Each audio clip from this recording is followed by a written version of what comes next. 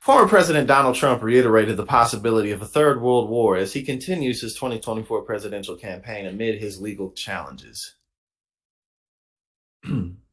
At the Georgia State Republican Convention in Columbus Saturday, Trump told the audience that if he is reelected president, he will prevent a war from happening. I am the only candidate who can make this promise.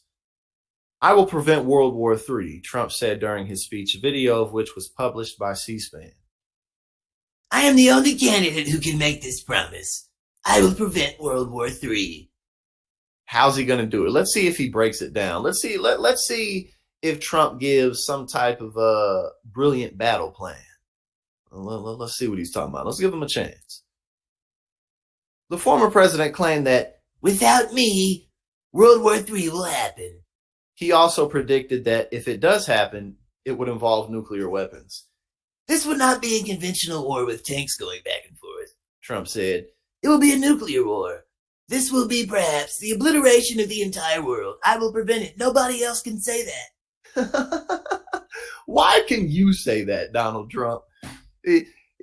What have you done in your life that gives you the credibility to say something like that? That only you can stop nuclear World War III.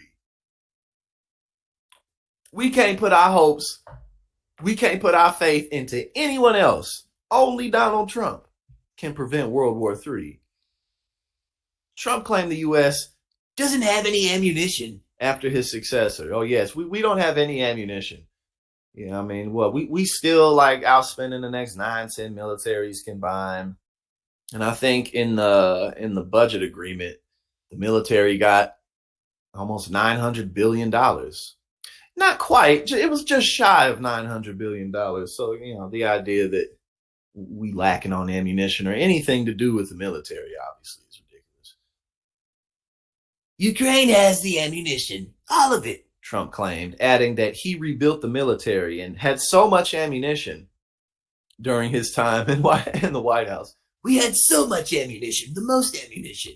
We've never had this much ammunition in the entire history of the United States of America until Donald Trump got into the White House. The former president also repeated his claims that he could end the Russia-Ukraine conflict within 24 hours by bringing Russian President Vladimir Putin and Ukrainian President Vladimir Zelensky to the negotiating table. It's only going to take him one full day. That's all it's going to take. It's not going to take any type of strategy. It's not going to take any more bloodshed that's already being done in the midst of everything. No. None of that. None of that. We just going to sit them down, and that'll be that. That'll be it. Calling the conflict between the two countries horrible, Trump insisted that if he gets reelected next year, he would have the war settled very quickly, even before he potentially assumes office in January 2025. He ain't even going to have to sit his fat ass down in the Oval Office. He ain't even going to have to do that. It's going to be done just by the magic of him winning the election. You need the power of the Oval Office to be able to do it. It is hard to see it can even continue. Whatever that means. In March, he floated the idea of allowing Russia to take control of certain areas of Ukraine in exchange for ending the hostility. Speaking with Fox News host Sean Hannity, Trump suggested that he could have made a deal involving Russian-speaking areas. Yeah, I could have made a deal. I could have done it. Bro, this dude, this Donald Trump is one of the most ridiculous people I have ever heard of. Not that I've ever met, not that I've ever seen, that I've ever been aware of to have ever existed in the history of humanity. This man is unbelievably ridiculous. And yet 70 million people in this country are ready to vote for him. They won't let him go, despite the fact that he's such a clown. It's like, how is this dude a real person? I'll really be thinking that sometimes. I'll be like, how is this man a real human being? But, hey, there's just some things you just never going to have an answer for. Let's continue. Okay. But Zelensky downplayed Trump's claims that he could quickly end the conflict. Well, there's no surprise there. In an interview with the Wall Street Journal earlier this month, the Ukrainian leader said he is unsure how the former president could swiftly end the war.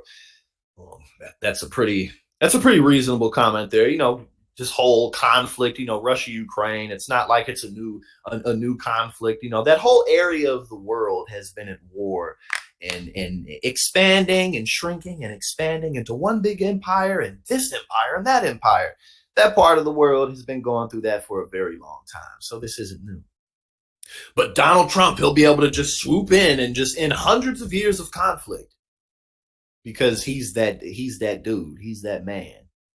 He got the juice, the sauce. He got everything that we ain't got. You know what I'm saying? In an interview with the Wall Street Journal earlier this month, okay, I just read that. Zelensky noted that Trump did not act against Russia's continued occupation of the Crimean Peninsula and parts of eastern Ukraine during his presidency. As far as I know, wasn't Donald Trump he played golf like more than anyone. I think like one of his biggest criticisms of Obama was like, he plays too much golf. He's on the golf course way too much. He doesn't spend enough time in the office working hard and diligently with America's biggest issues. And then Donald Trump gets in office and he's on the golf course more than like any president in history, doing absolutely nothing. Like Donald Trump basically did nothing during his presidency except cut taxes for extremely wealthy people and the biggest multinational corporations on the planet, play golf, and stay up till 5 a.m. watching all the news outlets and the blog sites to see who's talking bad about him and who's not. And tweeting at 3:30 in the morning, 4 a.m, he would just be tweeting. Like,